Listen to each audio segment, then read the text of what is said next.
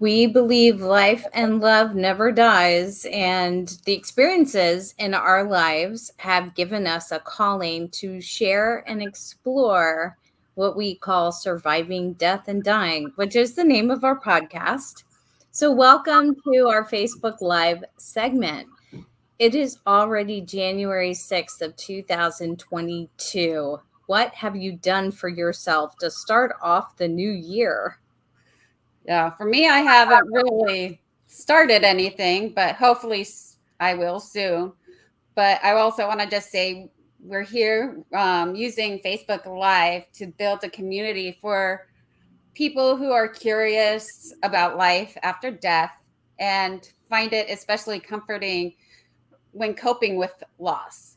On this week's podcast, we have some ideas and suggestions because we know it's not easy to look forward to a new year when you're dealing with a significant loss in your life.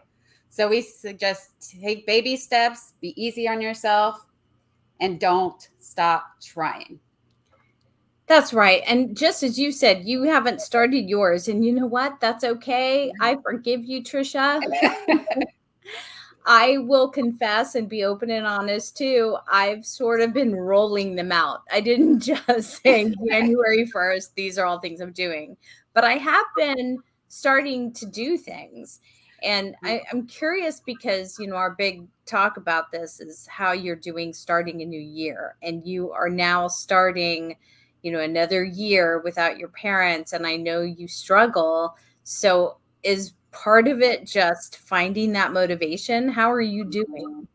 Yes, I am trying to find myself. I'm still going through that grieving period as I felt like this last holiday season was one of my rougher ones, which would surprise me. But so trying to move to that next step with the new year and new resolutions, which, like I've told you before, I don't do resolutions. I just try new things to make this year better, and I try to do it on a consistent basis. So praying for me is one of my consistencies that I do to help me get through everything for the loss of my mom, loss of my dad, and just anything I might be going through.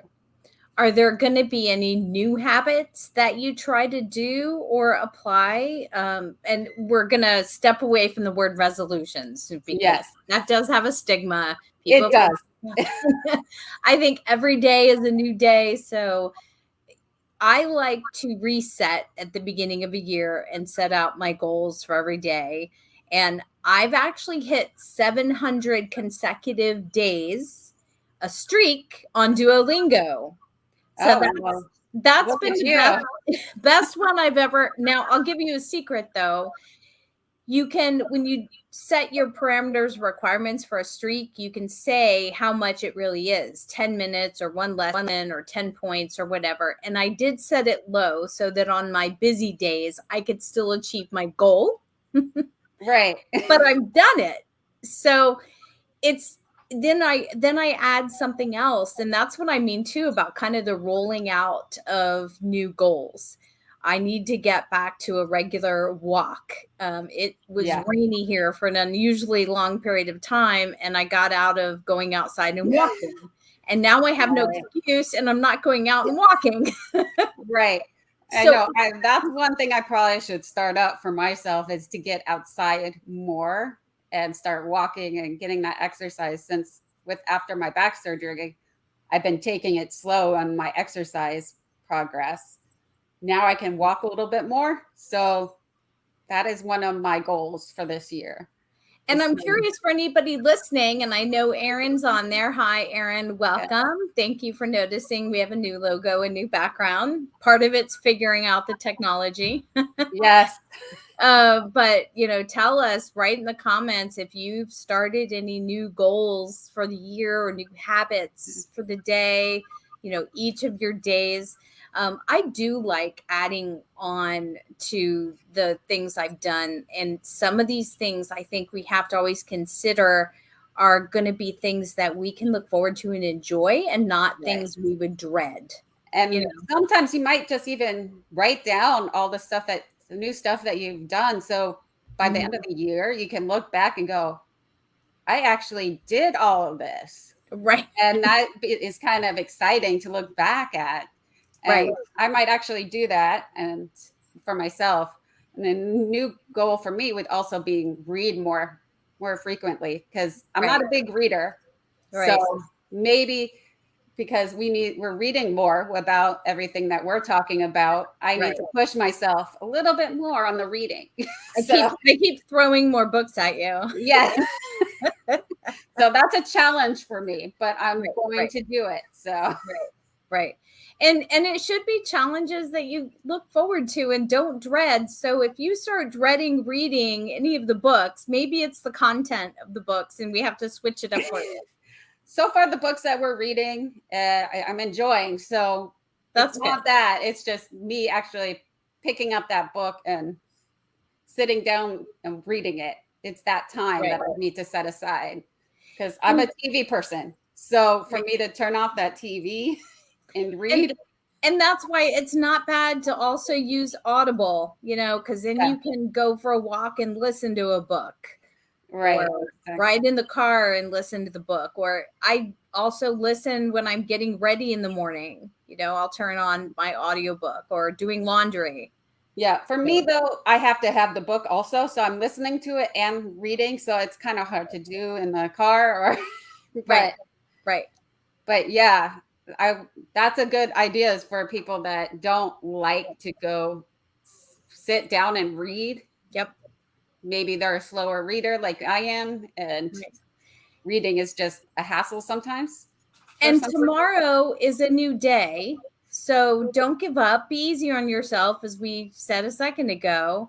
And just try to find the motivation. And I think you and I talked about this, and I can admit I also struggle, even though I don't show it or say it as openly as you have said to me. I do struggle with motivation in the morning and getting up because my bed is really comfy. Yes, mine is too. And with me still looking for a job, especially during this pandemic, it's been harder for me to get up and out of the bed because I don't have anything to go do unless I have an appointment of some kind. Or if I make an interview or schedule it in the morning and I make you get up. Right. Again, that's making an appointment. So if I have that appointment, I'm good. I can do it. I can push myself to do it. But when you don't have those scheduled appointments or work that you know that you have going on throughout that day, it's just like, why get out of bed sometimes? Right. So and that's where my depression hits. It's like, so that's for me, that's a warning sign for me. I have to make myself get out of that bed. So then what can you do and what are ideas to help motivate you? For me, I will lay in bed and think about how I've got a new coffee maker and I look forward to having my new cup of coffee. I'm trying different creamers and I do take a few minutes laying there trying to picture myself out of bed and enjoying the coffee to make myself actually get up and go do it. So I know finding the motivation is the hardest thing, but I think the trick is finding something you can look forward to doing, Yeah. And I'm sitting here thinking about it, maybe because I love music, maybe find that one song each day, a new song each day to play in the morning to get me up and going and moving. Right. So an upbeat song just so I can get up and start dancing and start moving my body and my mind at that time. So I might try that. Yeah. And you, as a dancer and, you love music and dance. So maybe that is something that can help motivate you and get you going. Yeah. Has anyone commented on what they're doing? It doesn't look like it. Come on, guys. Come on, Aaron. Tell us what you're doing. And I know he's got goals that he already does every day. I've heard them before, but tomorrow is a new a new day. And one of the things that I've also been looking forward to is, and you might like this, Trisha, there's a game that's called Dance Central. Have you heard of that before? I have heard about it before, but I don't have those games, so it probably doesn't work for me. Well, I've revived mine. I used to play on Xbox with my daughter, and now I am able to go into Dance Central in VR. And that's one of the things I'm trying to do for 30 minutes a day and try to schedule that into my day. And I look forward to that and I have fun with that. So, Right. you know, that's an idea. But if some people garden or they want to paint, you know, Yes. finding something. Pottery is always fun to go do. I mean, I was watching like, you know, the Fixer Upper houses when they change houses and Fixer Upper, and they made this family brand new plates and bowls, and it had their name in it, and they did it from making it themselves. Mm-hmm. And I was like, wow, that looks like fun. I've done ceramics before, and in high school, but I haven't done that in a long time. But I'm sure it will be fun to do again. So, yeah. And then another thing that I was thinking of is like the Bible. There's certain like Psalms that you, or like any certain. Oh my gosh, I'm blanking on the word. Different phrases that you like to hear on a daily basis. So one of them that you mentioned that you've seen on YouTube videos is Psalms 91, which is a great one to hear. And it's, I'm just going to read like the first part so people can understand what we're talking about. It's whoever dwells in the shelter of the Most High will rest in the shadow of the Almighty. I will say of the Lord, He is my refuge and my fortress, my God, in whom I trust. And that's just the first part of it. And that just can get you motivated right there. Right. Or if you, that something good to fall asleep to, if you have trouble sleeping, hearing that and going, okay, I'm comforted. I know He's protecting me while I'm sleeping. So. And I just coincidentally, you know, that you say that because I met a woman this week who told me that when she found herself in a depression over the Christmas holidays, she found the Psalm 91 scripture on a YouTube channel that will play it through the night as you sleep. So if you don't think you have time in your day to start something new or a way to feed your soul and lift your spirits, everybody has time to be able to, you know, if you have an unlimited data plan or use Wi-Fi, you know, pop it up on your phone, crawl into bed and fall asleep to it, you know, and just see if it works for you. I mean, it may not work for everyone, but you know, it is hard to look at starting this new year when we've had significant loss. And it's extra hard to then find the motivation. Sometimes it's just being distracted. But how do you keep going and what do you keep doing? Because you're still here. You still need to live. You still need to live your best you. And your loved one is on the other side and they see you and they want you to have a good life. That's right. Here we go. We have one from Aaron.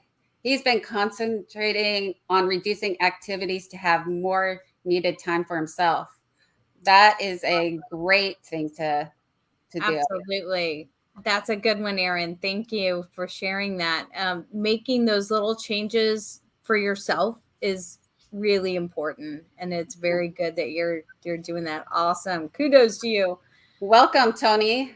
Hi. Hi, Tony. I understand the loss during the holidays of your mom. Those are like the hardest times when you're dealing with those losses. I'm still struggling myself during the holidays. So it takes, everybody says it takes time. It's going to take your whole life. It's not just one, okay, you're done with the grieving process. It's that whole time in your life that you'll think about that person and you just have to think of the happy times. Sometimes it's harder to do It's easier said than done, like most people say. But try to think of those happy times and talk to people, because I had to talk to my friend over the holidays because I was sitting there crying in the car when we were traveling. And she's like, you have me, you have my family, so she's just reminding me that I'm not alone. There's people out there that are with you and care about you and love you. And we're here with you, Tony. And if you need anything, just reach out to us and we'll do the best that we can to help you work through that grieving process. Tony, condolences for sure. This is fresh and new for you, and that sucks. And we don't want to offend you, and we try to keep it light. So I do want to acknowledge the fact that this is new for you. I heard John Edward recently say, and I liked this. He said that the first year and the year of firsts is like you're just coasting. Yeah. And you're just trying to get through the first this, the first that. You might be numb. I remember just burying myself in work to distract myself. When my dad died, a month later, Hurricane Andrew hit and wiped out our house in South Florida. And I was working at Nickelodeon, in Orlando. So I was working full weeks, and then I would drive down on the weekend to go help my mom try to salvage things out of our house and stuff. And I remember people at work had said, do you need to keep, you need time off? And well, I had time off at first, but then I had to do something. I had to keep myself busy. But I thought it was interesting because I didn't think about this. John Edwards said, and this makes sense to me for you, Trisha, because you lost your dad in 2019. The second year, he says, is the hardest. Yeah. Would you agree with that, Trisha? I would, because the first year, like you said, it's the first, but you are numb through like that whole first year. You're not realizing what's going on. You're just going through the day, going through those holidays, going through their birthdays or whatever it might be. Mm-hmm. You're just coasting through it. And then that second year, you're realizing, okay, some of these traditions are not happening anymore that we used to do as a family. Just all these little tiny things that keep on adding up. And you go, oh my gosh, they're not here. They're not here to celebrate my win. They're not here to celebrate say, I get married. He's not here to walk me down the aisle. So you think about those things more in that second to third year. At least for me right now, that's my second, third year. I'm on my third year right now. And I'm still dealing with that. And it's really strong for me because I think I postponed my second year into my third year because it hit me hard like I said, this holiday season. So, right. So everybody's different on their grieving process and which years are going to be easier than the others. But I would say second, third year are going to be the hardest. And you need to acknowledge when you have a down moment, and they will come out of the blue. You'll think you're fine. You're walking through the grocery store. You're happy. You're not thinking about it. And then a song comes on and shocks you and you lose it or whatever. But acknowledge that and accept it. Let it happen. It's okay to have the bad moment.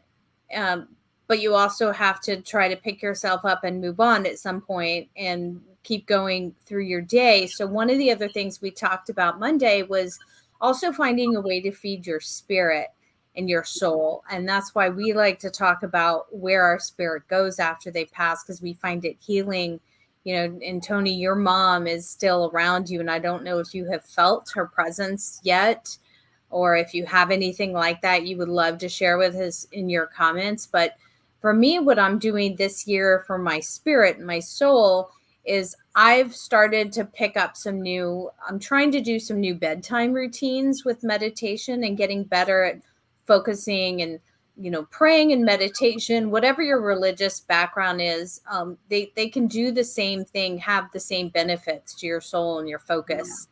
And as Trisha was saying, Psalm 91 is a great one, but anything you can do, like even keeping your eyes and ears open for symbols or patterns Those The are real. numbers. There's those numbers that they're trying to reach you out to you for.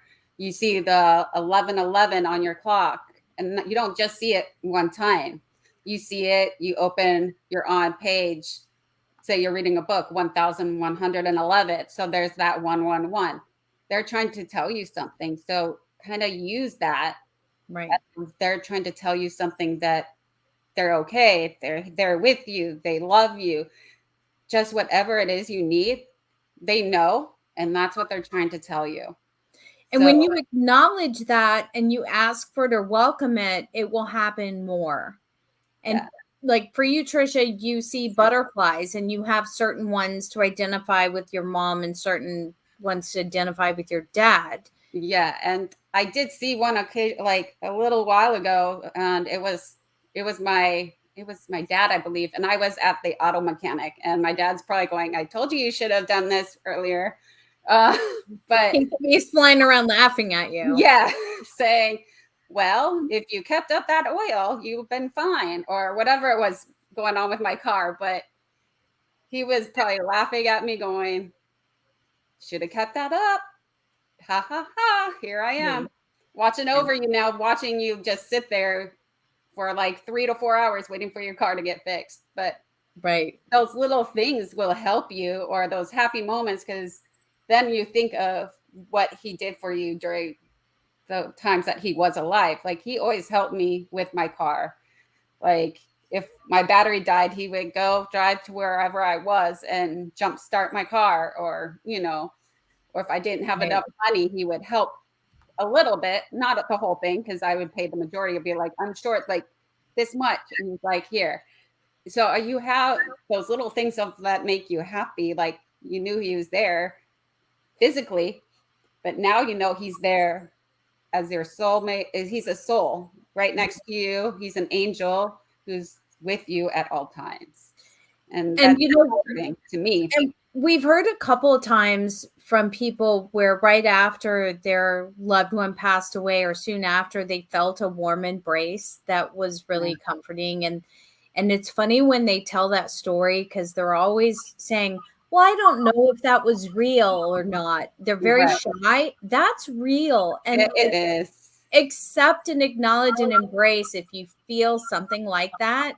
You're not crazy. That's actually normal. We are energy beings, and our consciousness and spirit does go on. It lives. We believe that life and love never dies. It's just our physical body is sort of a filter that cannot see the spiritual world. Think of it that way. And that reminds me of one of our friends who shared a very special moment that she had, where she lost her son, but she saw in a camera view like this dust, and it was fading in and out. And from when we looked at it, one time it looked like it was like angel wings or a heart, or a heart, something to that effect. And we were like, he's trying to say, I'm okay, and I love you still, and I'm with you.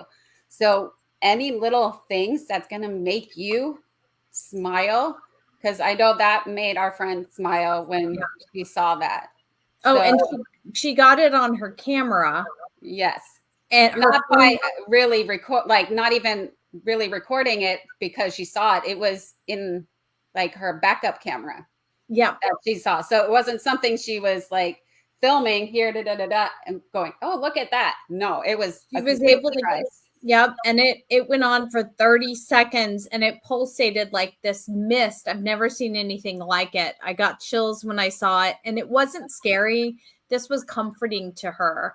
And it was one of those things where she said, what do you think? And I got chills. I've never seen anything like that. She's even sent that video to her brother who works in computers. And that was before she shared it with us, and saying, have you seen anything like this? Is this possible to just capture or recreate? And he said, no. So, and she actually got it in 2 different spots around her house around the same time. It was about 5 months after his passing. And it's pretty special. And I told her, and I haven't talked to her since the new year has come in, but that brings her peace and comfort. And I'm wondering if it's happened more since she is Right. welcoming it and acknowledging it and opening to it. But you know, it's developing a new relationship. Yeah. And I see with here Tony October. also said her mom guided her towards things in her house. And she was saying one was on Christmas Eve where her dad noticed a hidden present under the dresser. That's Oh, just wow. so that's amazing that you could that those new things that you find that you didn't know were there, but somehow you were pointed towards that for a reason. And she pointed you guys towards that. That's amazing. So there's always those little tiny things that will make you smile. And that just made me smile. So I'm glad that that happened for you and that you could feel her presence on that day. And Tony, the fact that you were aware and open to that is so great. Keep that open because she's going to feel rewarded that you recognize and acknowledge her. That is beautiful, Tony. Yeah. I love that.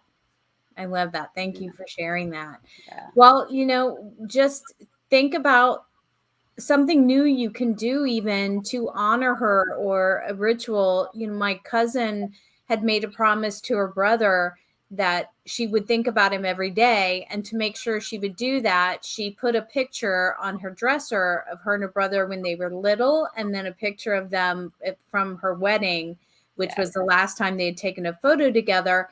And every night before she'd go to bed, she'd be able to see him and give him a thought. And I thought that was a pretty neat way to honor and to get through and be, you know, try to still feel that love and be happy for them in their new place. Even though that is hard to say, you will see them again, and you're starting a new relationship actually with your mom now. You and your dad are. And I look forward to hearing any more stories you might have, because that's what Trisha and I find so healing, going through a horrible time, which this is life. Unfortunately, we can't stop bad things from happening. We just have to help each other cope and get through it. Yeah. And having your dog there too. I know he got sick, which is not a good thing, but to have that comfort of a dog there during those hard times, because they know also they can feel your energy, and having them be there and cuddle next to you on the couch or on your bed, and just having that warmth around you, just having those little tiny things, like, because my mom loved my dogs. So to know that actually both my mom and dad both love my dogs. So they were their grandkids for me. So so to have, knowing that and having them still in my life, those I cherish that, and having pictures with them, with my dogs, and it just puts smiles on your face. So go through those photo albums and go, look, that's her with the dog, or this is her at Christmas, or whatever it is that makes you smile, because they don't want to see you sad. That's right. They want you to see you living your life happy, even though there's going to be moments. They know that there's going to be moments, but they want you to live your life happy and knowing that you'll see them on that other side. That's right. And we're going to continue to show up live on Facebook every Thursday night at 6:30. But you can also check out our podcast, Surviving Death and Dying. We are now global, worldwide. It's available on Apple, Spotify, Google, iHeart, Amazon, Audible, Listen Note, Facebook, YouTube, and more. I'll stop there. Yeah, you name it, we're on it pretty much. So that's right. And it's never goodbye. It's see you next time. Because we believe life and love never dies. Have a great day, everybody.